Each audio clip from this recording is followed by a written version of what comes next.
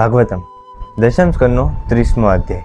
તો આપણે ગત સત્રમાં જોયું કે ભગવાન શ્રી કૃષ્ણ એકદમ ઠંડુ અને શીતળ વાતાવરણ હોય છે, રાત્રિનો સમય હોય છે અને એકદમ શીતળ વાતાવરણ હોય છે અને બધી જ ગોપીઓ પોતપોતાના ઘરે પોતપોતાનું કામ કરી રહી હોય છે.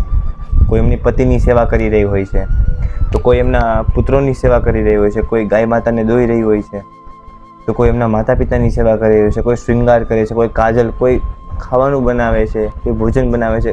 અલગ અલગ પ્રકારના બધા કાર્યરત હતા બધી જ ગોપીઓ. અને ભગવાન શ્રી કૃષ્ણને યાદ આવે છે કે મેં ગોપીઓને એક વચન આપેલું હતું કે હું એમની જોડે રાત્રિ પર ક્રીડા કરીશ અને રાસલીલા કરીશ. તો એ જ વસ્તુનું ભગવાન પાલન કરતા, એ જે વચનનું પાલન કરતા ભગવાન એની વાસલીમાં જે કલી નામનો સૂર છે એ છોડે છે અને બધી જ ગોપીઓને મોહિત કરી લે છે. તો બધી જેટલા પણ અવરોધો હતા કે એમના માતા પિતા એમને પકડી રાખે છે કોઈને, તો એ બધાને છોડાવીને લોક લજ્જા છોડીને ભાગીને ભગવાન શ્રી કૃષ્ણ પાસે આવે છે. તો ભગવાન શ્રી કૃષ્ણ એને કહે છે કે તમારો પરમ ધર્મ એ છે કે તમે તમારા પતિ પાસે જાઓ, એમની સેવા કરો અને એમને આનંદ આપો. તમારા માતા પિતાની સેવા કરો, તમારો પુત્ર તમારી વાટે જોતા હશે તો તમે ત્યાં જાઓ.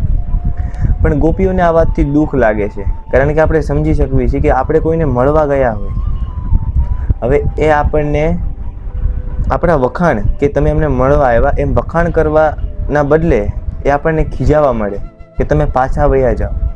તો એ ફિલિંગ આપણે અંદરથી સમજી શકવી છે. તો એ જ રીતના ગોપીઓને પણ અહીંયા દુઃખ લાગે છે. અને પછી ગોપીઓ કહે છે કે કૃષ્ણ, તમે આટલા ક્રૂર ના બનો અમારી સાથે, કારણ કે જો આ ધરતી ઉપર કોઈ વસ્તુ હોય જેને અમારે મેળવવી છે તો એ તમે છો.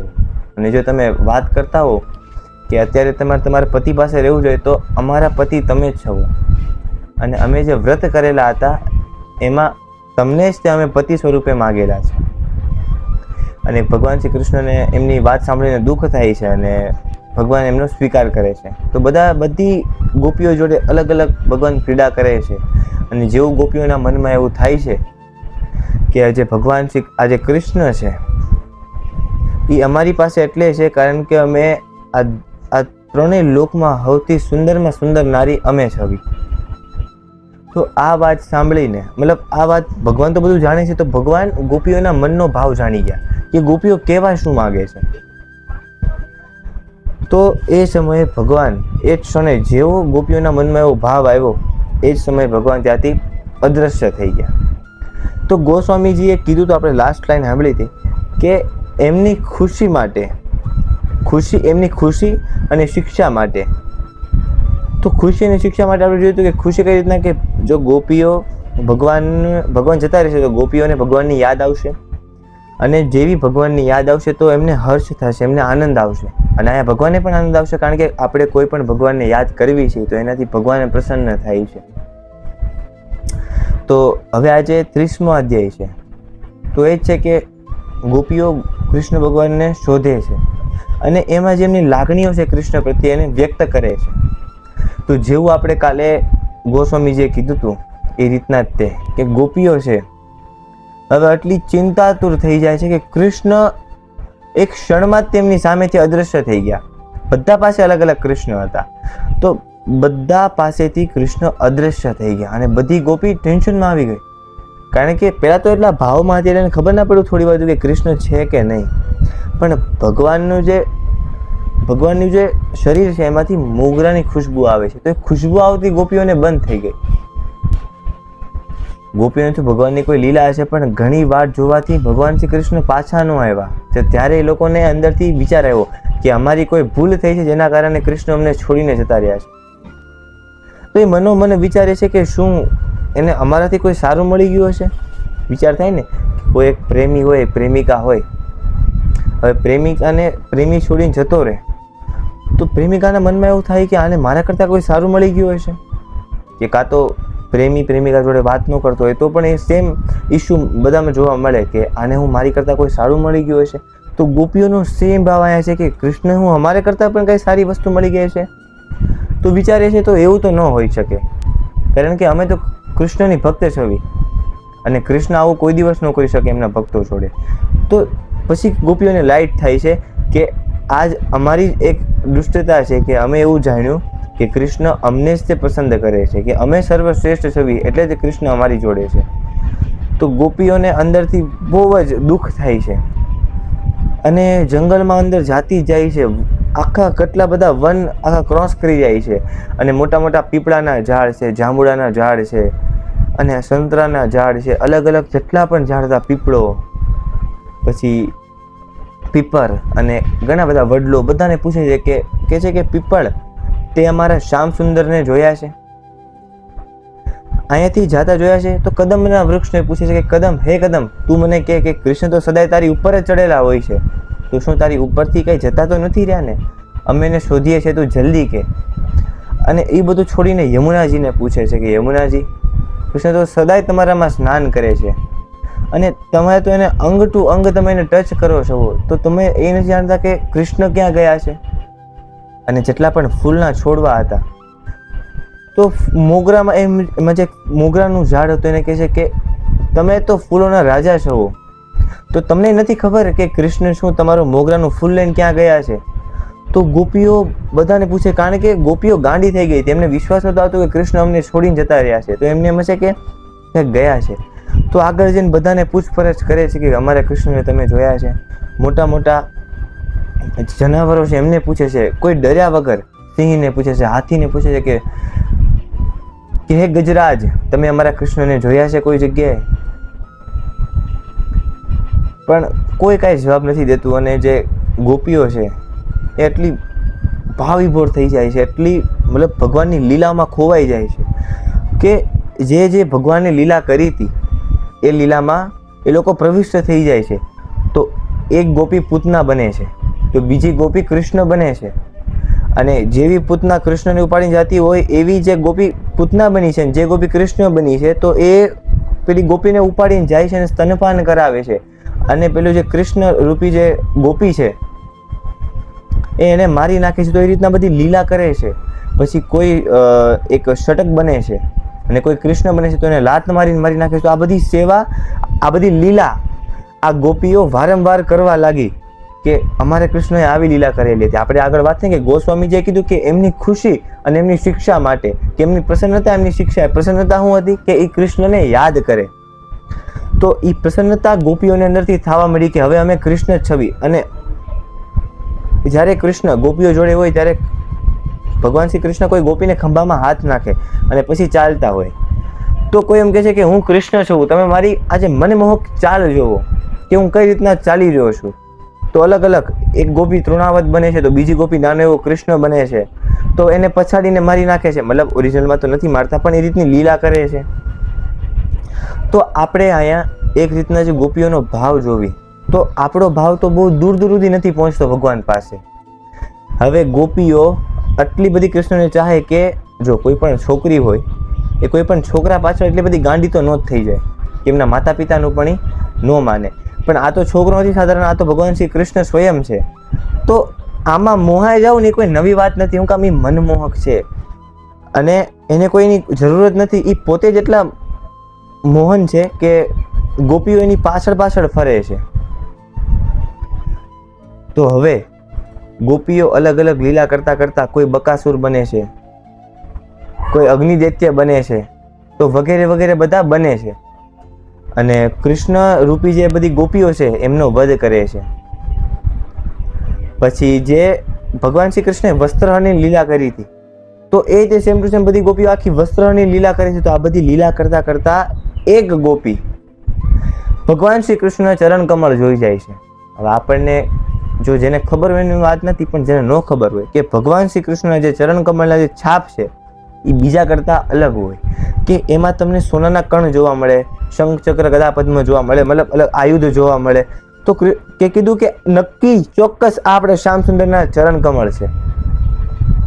તો જેવા કૃષ્ણ સેજ આગળ હાલે છે ને બાજુમાં જોવે છે કે આની જોડે કોઈ ગોપી પણ છે.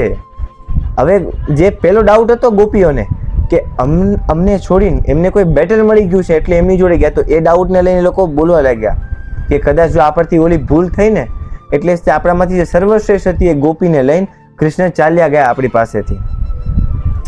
તો આગળ જઈને જોવે છે કે એ જે પગલાં હતા બાજુમાં નાના પગલાં, જે બીજી ગોપીના પગલાં હતા એ હટી જાય છે. તો ન્યા ગોપીઓ વર્ણન કરે છે કે કદાચ શ્યામ સુંદરે આ જે ગોપી હતી એમની જોડે કે આ નીચે જે ઘાસ છે એની પાંખડી ગોપીના કમળ ચરણમાં વાગતી હશે, એટલે શ્યામ સુંદરે એને ઉચકી લીધી હશે કે એને ખભા પર મૂકી દીધી હશે. અને આગળ જઈને પાછી એ જે ગોપી છે એને નીચે ઉતારે છે. તો પાછા બાજુમાં ભગવાન શ્રી કૃષ્ણના બે ચરણ અને બાજુમાં ગોપીના ચરણ, અને ન્યા હતા પથ્થર. તો આગળ જોયું તો ખાલી ભગવાન શ્રી કૃષ્ણના ચરણ હતા, પેલી ગોપીના ચરણ નહોતા. અને ગોપીઓ જેવું આગળ જઈને જોવે છે તો એ જે ગોપી હતી એ ત્યાં રડી રહી હતી. હવે આ જે ગોપીઓ જે લીલાનું વર્ણન કર્યું છે પગલાવાળી, એ રિયલ હતી કે એ બધી ગોપીમાંથી જે એક ગોપી હતી એને એવું નહોતું વિચાર્યું કે હું સર્વશ્રેષ્ઠ છું. એટલે ભગવાન શ્રી કૃષ્ણ એને લઈને અલગ જતા રહ્યા, બહુ જંગલમાં ઊંડે જતા રહ્યા, એકદમ દૂર. તો એ સમયે એ જે ગોપી છે રડતી હતી અને મૂર્છિત થઈ ગઈ હતી. મૂર્છામાં ભગવાન શ્રી કૃષ્ણનું યાદ કરતી હતી, કૃષ્ણ કૃષ્ણ બોલતી હતી. તો બધી ગોપીઓએ ચિંતાતુર થઈને એને ઉઠાડી કે સખી તને શું થયું? તો આ આખી વાત કીધી કે મને કૃષ્ણ અચાનક જ તે અદ્રશ્ય, મને પણ અદ્રશ્ય કરીને એક જગ્યાએથી અમે અહીંયા આવી ગયા આ જગ્યા પર, અને હું ને કૃષ્ણ અમે બે ચાલતા જતા હતા. કૃષ્ણે મારા ખભામાં હાથ મૂક્યો હતો અને હું ચાલતી થાકી ગઈ, એટલે મેં કૃષ્ણને એવું કીધું કે તમે મને ઉચકી લો. પણ એ સમયે મને એ જ ક્ષણે મને એ ભાવ આવ્યો કે જો હું કૃષ્ણને આ બધી જ ગોપીથી સર્વશ્રેષ્ઠ લાગુ છું, એટલે કૃષ્ણ મને અલગ લઈને આવી ગયા છે કે હું સૌથી વધારે સુંદર ગોપી છું આ બધી ગોપીઓમાંથી. તો આ ભાવ પાછો દુષ્ટતાનો ભાવ આવી ગયો કે ભાઈ વેરભાવ આવી ગયો કે આ ગોપી નથી સારી ને હું સારી છું, એટલે કૃષ્ણ મને લઈ ગયા. તો એ સમયે ભગવાને શ્રી કૃષ્ણએ કીધું કે વાંધો નહીં, તો એક કામ કર ગોપી, તું મારા ખભા પર બેસી જા.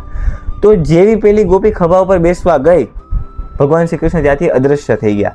તો આ વાત જે પેલી ગોપી મૂર્છિત છે જે ભગવાન જોડે હતી છેલ્લે સુધી, એને આ વાત ગોપીઓને કરી અને ગોપીઓ આ સાંભળીને ખિન્ન રહી ગઈ કે આ શું થઈ ગયું આના જોડે પણ. અને ગોપી જે રડતી હતી, બધી ગોપીઓ ભેગી થઈને વન આખા ટપી જાય છે અને જોવે છે કે કૃષ્ણ નથી. તો જ્યાં સુધી ચંદ્રમાનો પ્રકાશ હતો, જ્યાં સુધી એ જંગલ ઉપર ચંદ્રમાનો પ્રકાશ પડતો હતો, ત્યાં સુધી એ ગોપી અંદર જાતી જ રહી. અને જેવો ચંદ્રમાનો પ્રકાશ જતો રહ્યો અને અંદર અંધકાર હતું, તો અંધકારમાં કાળી વસ્તુ અંધકારમાં દેખાય. અને શ્યામ સુંદર કેવા હતા? શ્યામ હતા. શ્યામ એટલે થોડોક કાળો વર્ણ કહેવાય. તો અંધારામાં કૃષ્ણ અમથાય નથી દેખાવાના. તો બધી જ ગોપીઓએ વિચાર કર્યો કે હવે આપણે પાછા જ્યાં આપણને કૃષ્ણ લઈને આવ્યા હતા ત્યાં આપણે જતા રહેવી. તો એ સમયે બધી જ ગોપીઓ ભેગી થઈને જ્યાં કૃષ્ણ એમની જોડે બેઠા હતા ત્યાં જઈને, જે યમુના કિનારે હતા ત્યાં જઈને બેસી ગયા. અને બધા જ તે ભગવાન શ્રી કૃષ્ણનું જોરથી ગાન કરવા માંડ્યા કે જુઓ તો ખરા આ કૃષ્ણની ચાલ જુઓ તમે, આ કૃષ્ણની આ લીલા સાંભળો. તો બધી ગોપીઓ અલગ રીતના અલગ ગોપીઓને ભગવાન શ્રી કૃષ્ણની લીલા સંભળાવતી. તેને લીલા સંભળાવવામાં કોઈ ગોપી કહેતી હોય કે કૃષ્ણ આમ ચાલે છે, તો કહે છે કે ખાલી એટલું નહીં, આ તો આમે કરે છે. તો એ રીતના ચડાવતા ભગવાન શ્રી કૃષ્ણની આટલી મધુર લીલાનું એ લોકો ગાન કરવા માંડ્યા. તો અહીં આપણે એક વસ્તુ જોવી કે ગોપીઓની અંદર જે વેરભાવ આવી ગયો હતો કે અમે સર્વશ્રેષ્ઠ છીએ, એટલે કૃષ્ણ અમારી પાસે છે. તો ભગવાન શ્રી કૃષ્ણએ સેમ ટુ સેમ એ વસ્તુ જો આપણે જોવી કે જે વસ્ત્રહરણ લીલા હતી, તો એમાં ભગવાન શ્રી કૃષ્ણએ ગોપીઓના વસ્ત્રો ચોરી લીધા ને જે ત્યાં જે થડ હતું વૃક્ષનું ત્યાં બેસી ગયા અને ગોપીઓને કીધું કે જો તમે માનતા હો કે હું જ તમારો છું, કે તમે મને પતિ માનતા હો, તો તમે જે અવસ્થામાં છો એ જ અવસ્થામાં બહાર આવી જાઓ. પણ ગોપીઓને અંદરથી લજ્જા આવતી હતી કે અમે આ નગ્ન અવસ્થામાં કૃષ્ણ સામે કઈ રીતના જ આવી, અમારા અંગ ઉપર કોઈ વસ્ત્ર નથી. પણ ભગવાન શ્રી કૃષ્ણે કીધું કે જો તમે એવું સમજી લીધું કે હું તમારો છું ને તમે મારા છો, તો તમને શરમ કઈ વાતની છે? તમારે શરમ જોતી છે કે હું જોતો છું? હવે આ વાતમાં આપણે જ્યારે ચર્ચા થઈ હતી કે આમાં કોઈ દ્વેષ ભાવ રાખવાની જરૂર નથી, કે કોઈ એવું રાખવાની જરૂર નથી કે ભગવાન શ્રી કૃષ્ણને ગોપીઓને નિર્વસ્ત્ર જોવી હતી, પણ નહીં. ભગવાન શ્રી કૃષ્ણ પરીક્ષા લેતા હતા કે આને હું કેટલો પ્રિય છું. તો એ બધી જ ગોપી નિર્વસ્ત્ર ભગવાન સામે આવી જાય છે. તો એ સમયે ભગવાનનો એને વિશ્વાસ ખેંચી લીધો પણ પાછું અહીંયા આવીને ગોપીઓએ શું કર્યું કે વિશ્વાસને ખોઈ બેઠા ગોપીઓ, અને ગોપીઓ રુદન કરવા લાગી કે કૃષ્ણ અમારી પાસે ક્યારે આવશે, અમારી ભૂલ થઈ ગઈ. એ લોકો માફી માંગે છે ભગવાન શ્રી કૃષ્ણ પાસે. તો ઘણીવાર આપણે એવું થાય કે આપણું કોઈ કામ સફળ થઈ ગયું હોય તો આપણે એમ કહેવું જોયું ભગવાન તો મારું એકનું જ સાંભળે છે ના બધા. તો એ વસ્તુ આપણી અંદર કોઈ દ્વેષભાવ ન આવવો જોઈએ કે આપણી સાથે જે થાય છે એ સારા માટે થાય છે, કે કોઈ ખરાબ કાર્ય માટે નથી થતું.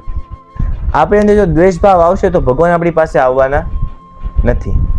તો આ રીતના ગોપીઓ યમુના કિનારે જાય છે, બેસે છે, રુદન કરે છે. રુદન કરતાં કરતાં ભગવાન શ્રી કૃષ્ણને યાદ કરે છે. એમને અંદરથી હર્ષ થાય છે, કારણ કે ભગવાન શ્રી કૃષ્ણની કથા, નામ, કીર્તન, જપ એ બધું ભગવાન શ્રી કૃષ્ણ જ છે. અને એમને પાસે જે અનુભવ કરતા હતા ગોપીઓ, પણ જે ભગવાન શ્રી કૃષ્ણના કરકમળથી એને ટચ કરે, એમનો સ્પર્શ કરે, એ ફીલ ગોપીઓને આવતી નહોતી. એટલે ગોપીઓથી રડાઈ જતું હતું કે કૃષ્ણ અમારી પાસેથી જતા રહ્યા, અમારી બહુ મોટી ભૂલ છે. તો હવે આગળ શું થયું એ આપણે હવે પછીના અધ્યાયમાં શ્રવણ કરીશું. હરે કૃષ્ણ.